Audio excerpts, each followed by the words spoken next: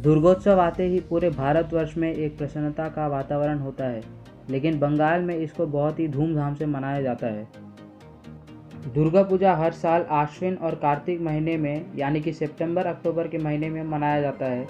इसके पीछे कहानी यह है कि भगवान राम ने रावण का वध करने के लिए महिषासुरमर्दिनी की पूजा की थी 108 कमल के फूल और 108 दिए के साथ।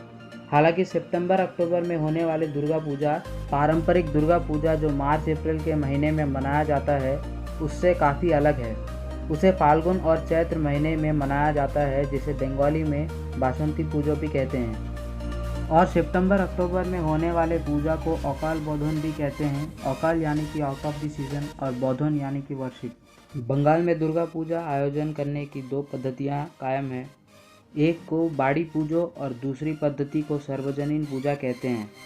एक्चुअली पुराने समय में हर जगह पंडाल बनाकर पूजा को आयोजन नहीं किया जाता था, बल्कि सिर्फ बड़े बड़े घरानों में ही दुर्गा पूजा का आयोजन होता था और आम लोग वहीं जाकर पूजा अर्चना किया करते थे। ऐसे में आम लोग खुद को सहभागी नहीं महसूस करते थे और सिर्फ दर्शनार्थी बनकर रह जाते थे। इसी भावना को आम लोगों से दूर करने के लिए 12 दोस्तों ने मिलकर लोगों से चंदा उठाकर बाड़ी पूजा की तरह सार्वजनिक दुर्गा पूजा का आयोजन किया था, ताकि हर आदमी खुद को उस पूजा के साथ सहभागी समझे। ग्रेजुअली सार्वजनिक दुर्गा पूजा की लोकप्रियता बढ़ती गई और आज ये उत्सव एक मंच का रूप लेता जा रहा है। दुर्गा पूजा दुनिया में सबसे बड़ा आउटडोर आर्ट फेस्टिवल है।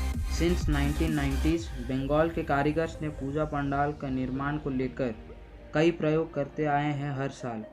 हर साल कई कलाकार ढेर सारे अनोखे विचारों के साथ पूजा पंडाल डेकोरेट करते हैं।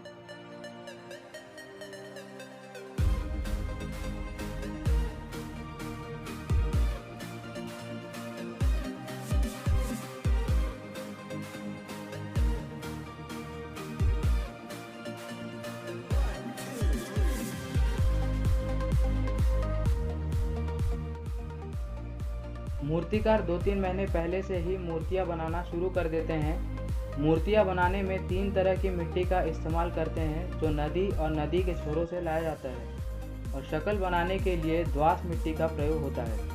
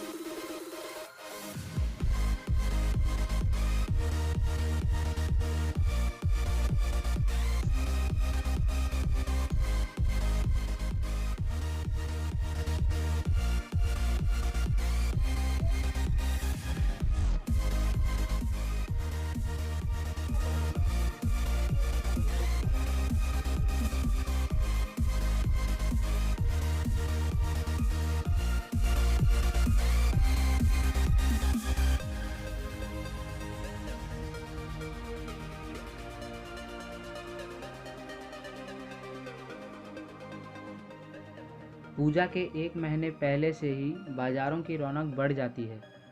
हर कोई इन 4 दिनों तक होने वाली पूजा के लिए नए कपड़े खरीदते हैं।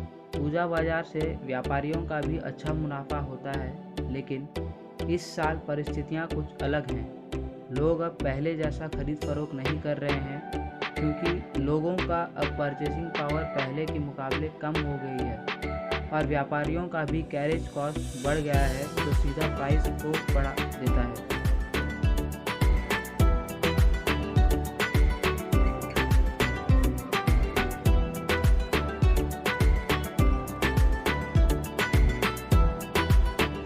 मेरा नाम प्रसाद अग्रवाल है। मैं रोशनी बुटीक गोलीबाजार में दुकानदार हूँ। वो साल के बारे में ये साल बहुत टिका गया है। वो साल में जैसे आज खड़ा होकर आज मैं इंटरव्यू दे पा रहा हूँ। वो साल तो हम लोग खाने का और नाश्ता करने का भी फुर्सत नहीं मिलता था। तो कोरोना के लिए थोड़ा से लोग डरे हुए हैं और बाज़ार नहीं आ रहे हैं। और वो हिसाब से अगर देखा जाए, आप अगर पूछ रहे हैं कि वो साल से और ये साल में क्या डिफरेंस है, वो साल में आपका जैसे 100% था, इस बार तो आपका 50% में आ गया। तो देखिए, माता से रानी से ही विनती है कि कोरोना जल्दी से ठीक हो जाए और हम लोग का भी व्यापार ठीक हो और सबका अच्छा हो जाए।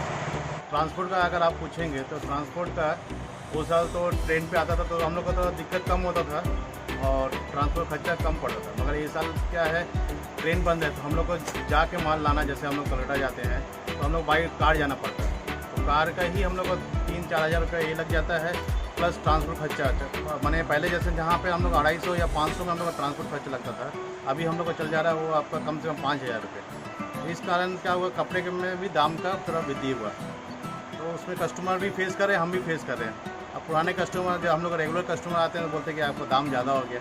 अब उसको हम कैसे समझाएं कि मैंने पहले ऐसा था और अब मैंने हम लोग का ट्रांसपोर्ट थोड़ा खर्चा हो बढ़ गया। बस यही बात है कि ट्रेन चालू होगा तो डर भी है और ट्रेन चालू होने से हम लोग का ट्रांसपोर्ट खर्चा इन सब चीज़ों से पूजा की रौनक कम ना हो जाए, इसलिए सरकार भी आर्थिक सहायता प्रदान कर रही है ताकि पूजा की चमक धमक में कोई कमी ना हो।